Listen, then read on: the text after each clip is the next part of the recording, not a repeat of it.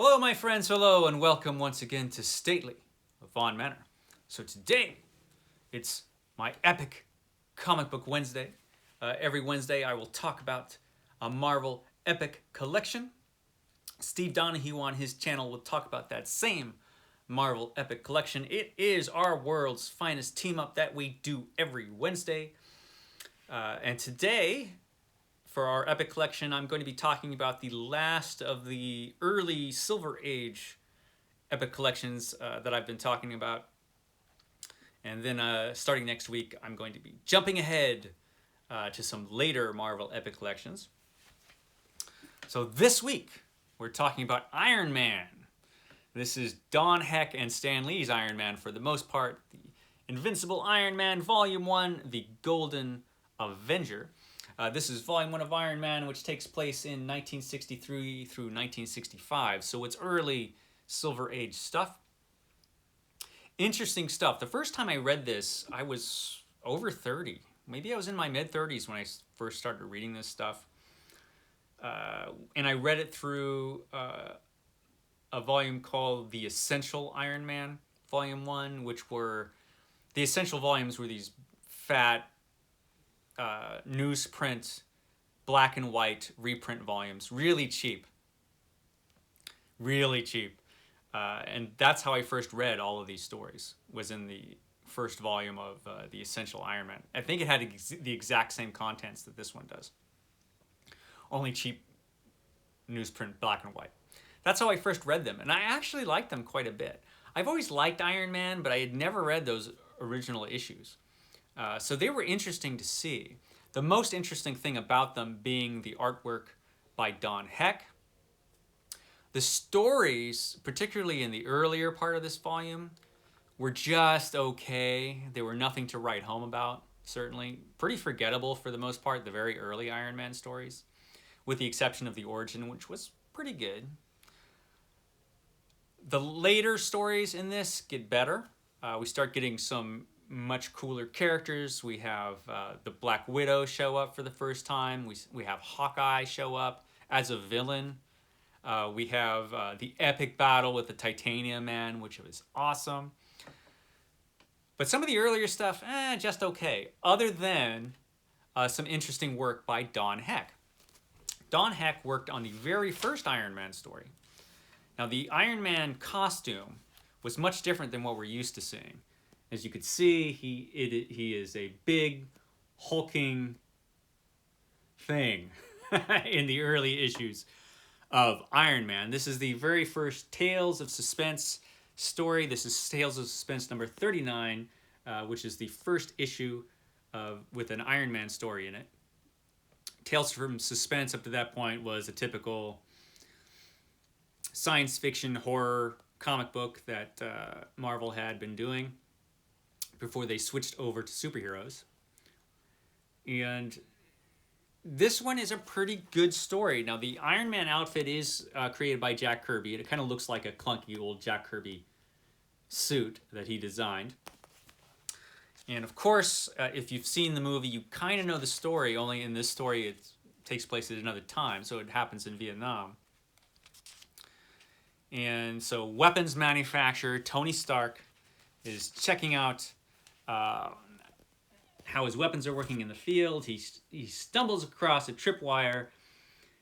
An explosion goes off. A piece of shrapnel is lodged in his heart. He is captured by the enemy and forced to work on a weapon, which he refuses to do. But with some aid of this fella here, whose name is escaping me, he actually creates a huge Iron Man suit, a big suit of armor full of weapons that he uses to escape, which he does. And so this is the first initial Iron Man battle ever, illustrated by Don Heck. Pretty good. It's a pretty good issue. Again, nothing to write home about. Certainly not the most interesting, and certainly not the best origin story Stan Lee ever came up with. From then on, for the next couple stories, Jack Kirby actually takes over the art, and he does a couple fairly forgettable issues. The one thing that's interesting about Tony Stark, and you see he's plugging himself in. He has to recharge himself right there. Just like your phone. That's what he's doing. Interesting thing about Tony Stark is he is the tragic character in the Marvel Universe. He's got a piece of shrapnel real close to his heart that they can't take out at this point. So he needs the Iron Man to wear the Iron Man chest plate like all the time underneath his clothing so that it can keep the piece of shrapnel from moving into the heart. I guess the Iron Man chest plate does this. And so he always has to wear this chest plate. And he's always a step away from death. He could literally die at any time. And he reminds you of this frequently throughout the stories, just to remind you of how tragic a character he is. And so, you know, he's out there risking his life as Iron Man. There are a couple good moments in these early Jack Kirby issues. But like I said, any moment now, he can just croak. But of course he's not, because he's a comic book character, so that's not going to happen. So there are a couple Jack Kirby issues, and then Don Heck returns to the art. Iron Man has repainted his armor to look a little snazzier, but it really doesn't do much for his look at this point.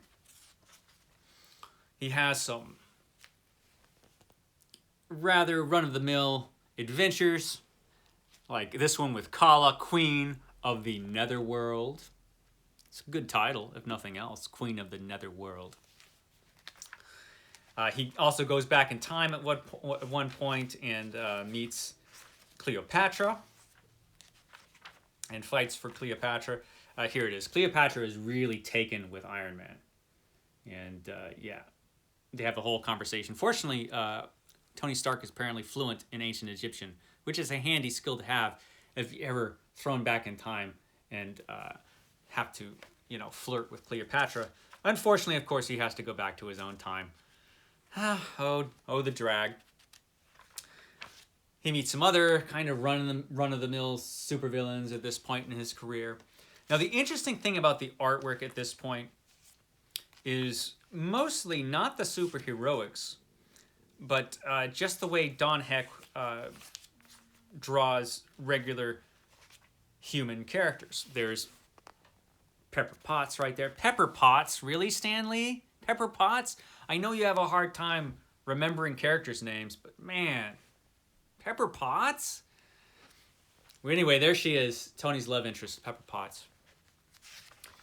And then Happy Hogan shows up.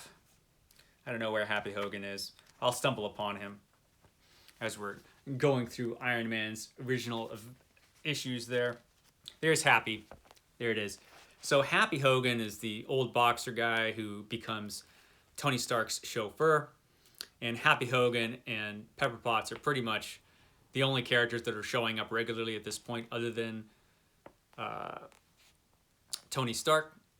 And eventually what happens is this guy, Happy, they decide to have... Stan Lee comes up with a brilliant idea of having a love triangle between these three. And so immediately Happy Hogan gets rid of that look and he immediately becomes handsome. He becomes handsome Happy Hogan. Like in an issue. He goes from looking like that to just being a super handsome guy who's frowning. Things like that happened back in those days. But I did like the art style and the look that he gave to these characters. It shows kind of his background in non-superhero stories. And it gives everything kind of an interesting look. Now, eventually, Iron Man changes his outfit because the big clunky look wasn't working for him.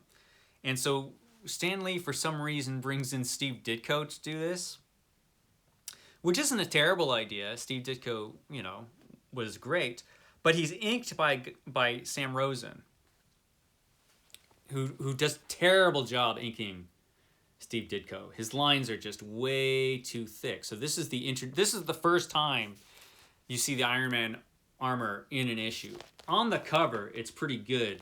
The only bad thing is he's going up against a villain with the terrifying name of Mr. Doll. So he's going up against Mr. Doll, but he does have a dramatic entrance and he does look pretty cool on the cover. And Mr. Doll's power is he can stick pins in a doll. It's lame. It's just lame.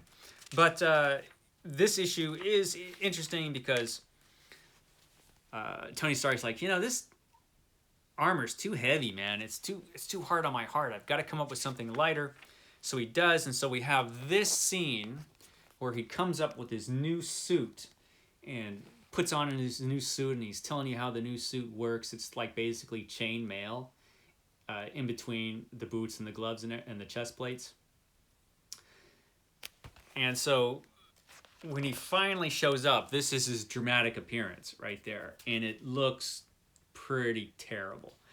And the reason it looks as bad as it does is, again, the ink work is just way too heavy and heavy-handed on Steve Ditko. You have to be careful when you're inking Steve Ditko because that just, it's not great.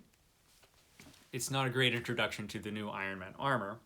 However, the new Iron Man armor was a good idea, and the basic design that Steve Ditko came up with is a pretty good design, and it held up for years and years. It's still holding up, actually.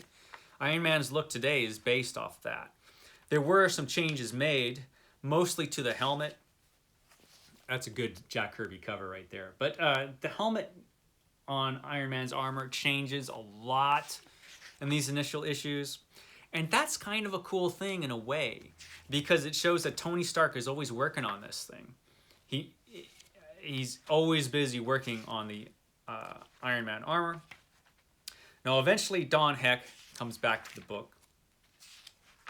And Don Heck does a lot better with this artwork. Unfortunately, even at this late date in the 60s, Chinese people are being depicted like this. Even in the 60s, I'm not sure that this was really acceptable, but it's not the best look. So you have that.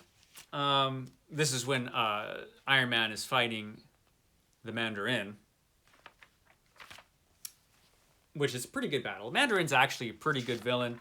He has a terrible outfit, though. That's Mandarin's outfit right there. Big M on the chest of his Mandarin robes. But he's a pretty good character, I have to say. So Iron Man's armor is pretty much the same. It's changing a little bit. Again, it's the helmet that is changing most of all. It's got kind of the pointy tops, then it rounds off. Later on, when he fights the leaping Mandarin there, you'll see that the helmet's a little bit different. Don Heck's artwork is still pretty good, actually. It's not the best superhero artwork ever, but I still think it works pretty well for this comic. I think it works pretty well for Iron Man. Certainly, it's working pretty well right there. The stories are getting better. The stories as Iron Man progresses are better stories than the initial stories. Now, one of the things you'll find with Iron Man, he is the tragic character, Iron Man. And this tragedy frustrates poor Tony Stark. And one thing I'm sure that Steve Donoghue will point out in his video is that Iron Man behaves, Tony Stark behaves in a much different fashion than you would expect from a superhero, particularly if you read DC comics. Here is Iron Man having a temper tantrum because he's sick of being Iron Man. He's sick of having trouble with his heart. He's literally saying, "I'm sick of being Iron Man. I'm sick of being Iron Man. It's so hard to be me. I'm sick of having to wear this chest plate 24 hours a day. Sick of living on borrowed time. Never knowing which moment will be my last." So we have whiny Iron Man there who's just sick to death of, being on death's door. I guess that's understandable. If you were a real guy, I could see you being upset with that. And you see he's very upset. You see him there with his head in his hands. Woe is me. So difficult to be Iron Man. Poor Iron Man. But he gets over it. and he goes and fights the villains. But that is something you would just never, Superman would not be like, oh man, I'm so tough to be me. Kryptonite can kill me. Wow, you know, it's not something you would see from a DC comic superhero. They didn't spend a lot of time whimpering, which Tony Stark does. It has to be said. He does in this issue. Again, Don Heck's art is really working. And this fantastic issue, who is that but Hawkeye? Yes, Hawkeye shows up for the first time in Iron Man as a foe to Iron Man. There we go. This is just awesome. I love Hawkeye. He's a great character. And he's actually pretty great as a villain. You know, he's just so Hawkeye in this story. And not just Hawkeye, but the Black Widow shows up. You know, the Hawkeye and the Black Widow were in love. And he was a sucker for the Black Widow, old Hawkeye. Which is a bad idea. If the woman that you're really loving is named Black Widow, that's probably a red flag right there. But, you know, what do you do? He's Hawkeye. So he spends a lot of time, you know, battling Iron Man. He comes back, and they go back and forth. And here's an issue that you saw the cover of in the Captain America issue. That's a Jack Kirby cover, and it's a great one. That's a great cover right there. He's fighting Captain America. Very Civil War-esque. Yeah, so there's some cool stuff in the old Iron Man. And of course, this is the issue of Tales of Suspense, where Iron Man and Captain America start sharing the book. So for a long time, you could pick up Tales from Suspense and you get Iron Man and Captain America in the same issue, which is kind of cool before they got their own books. Every issue in this initial Iron Man volume is a Tales from Suspense. Of course, we have the inevitable issue where somebody steals the original clunky Iron Man armor, and the new Iron Man has to battle the old Iron Man, and it's fantastic. That was a good issue. Of course, we all want to see that. We all want to see these two battling the original Iron Man suit and the new Iron Man suit. He has a couple more underwhelming adventures before he has a battle with Titanium Man, which I'm looking for right now. That is the best issue. Best couple of issues is when he battles Titanium Man, which I will find, I promise. Okay, here it is. That's the Titanium Man right there. And at the close of this epic collection, there's Tony Stark, tired out, recharging just in time. He's always, you know, his suit has a time limit on it. He runs out of power rather quickly. The more he uses his power to fight supervillains, the quicker his power runs out. And if his power runs out, it's all done for Tony Stark. So he gets back and he recharges just in time here. He's always recharging just in time. Another thing I should mention before I move on, in this issue, or in all these issues, Stark's factory is the #1 place for supervillains to attack. His factory gets attacked every other issue, it seems like. It seems like you'd have better security at Tony Stark's factories, because I swear, issue after issue after issue, villains are attacking Tony Stark's factory. This place gets demolished all the time. Oh well, what do you do? So, Titanium Man challenges Tony Stark, or Iron Man, I should say. It's still a secret identity at this point. Will Iron Man accept the challenge? You bet he does.